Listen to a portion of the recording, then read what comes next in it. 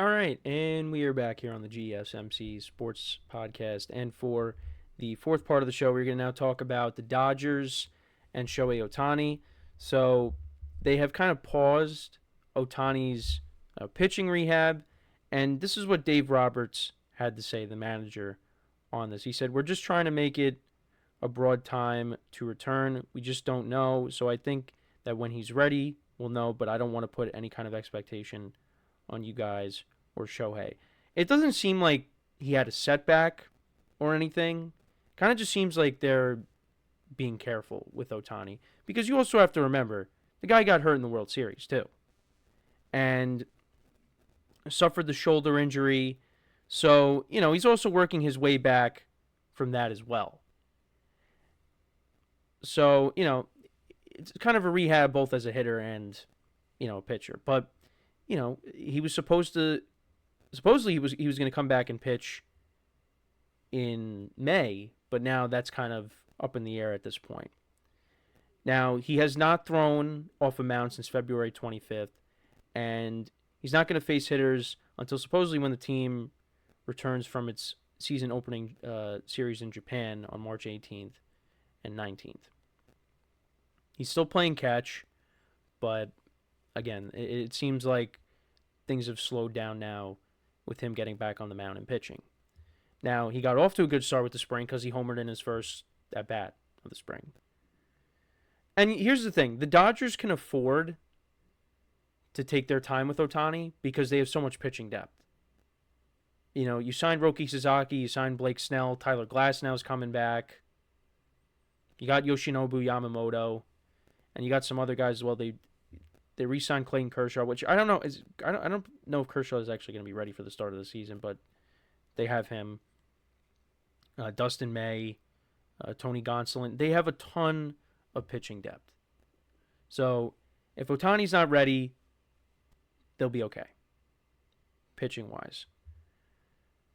Now, the team is planning on going to a 6-man rotation once he comes back. So that's going to be interesting to see how that plays out.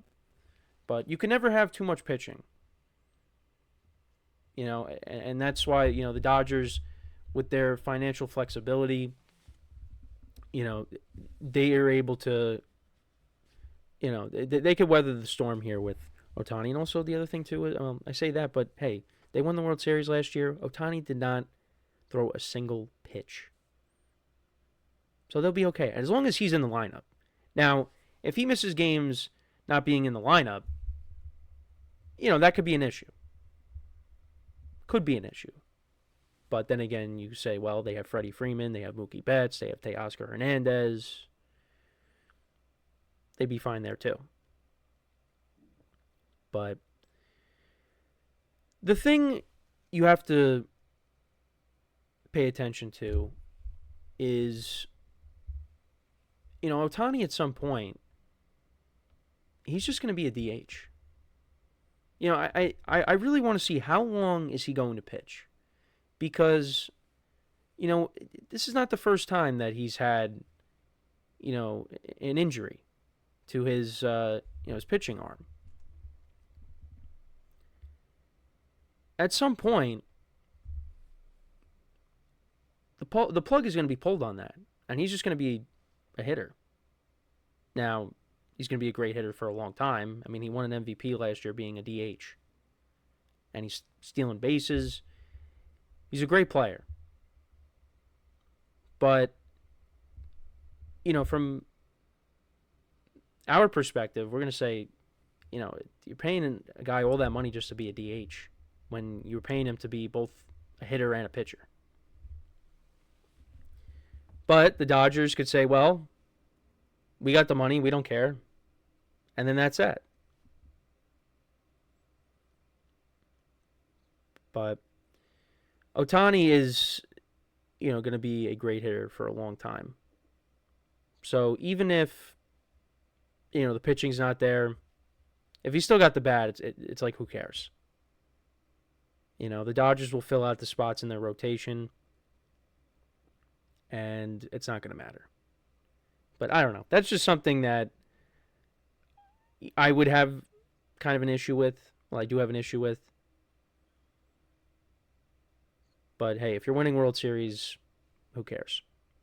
And the Dodgers have a great chance to go out there and win another one this year. They went out and improved the bullpen. They improved the rotation. They brought back Teoscar Hernandez.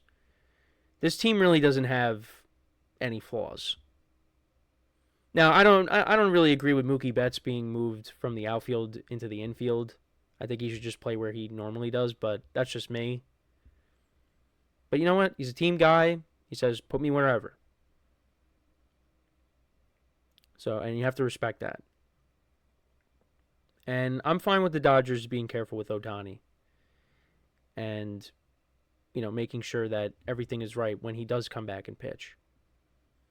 And I want to see this Dodgers rotation at full strength. With Sasaki and Yamamoto and Ohtani all in the same Dodgers rotation. How is that, how is that going to look?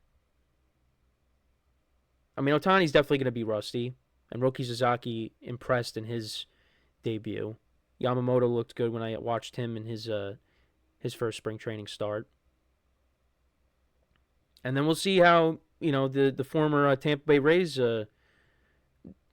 duo do together in this rotation. We saw a little bit of Glasnow last year, but he got hurt. And Blake Snell. It's a very good rotation.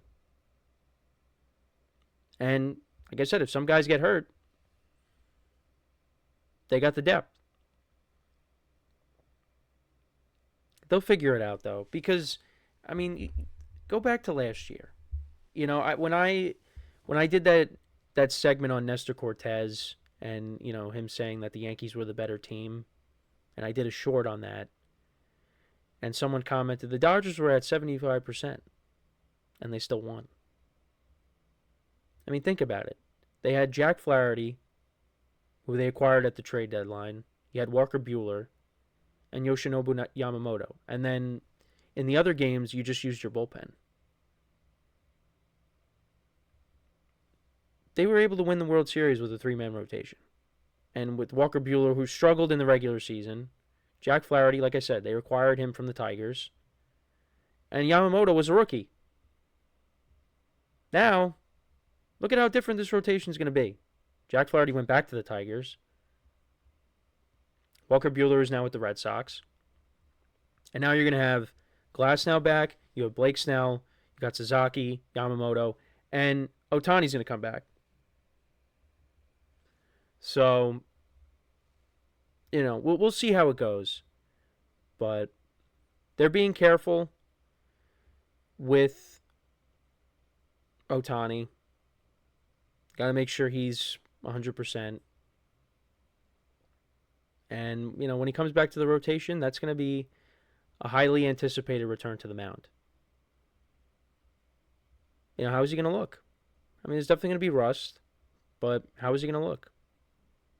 We'll have to wait and see on that. But, the Dodgers, they are in a division that has gotten better. The Diamondbacks got better. Padres, as of right now, they're still intact. And then,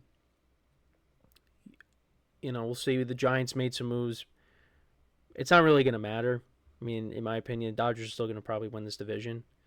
But this division is built on pitching, with these teams. Each team, well, no offense, but except for the Rockies, they have, two frontline starters. 2 to 3. Diamondbacks, they got 3.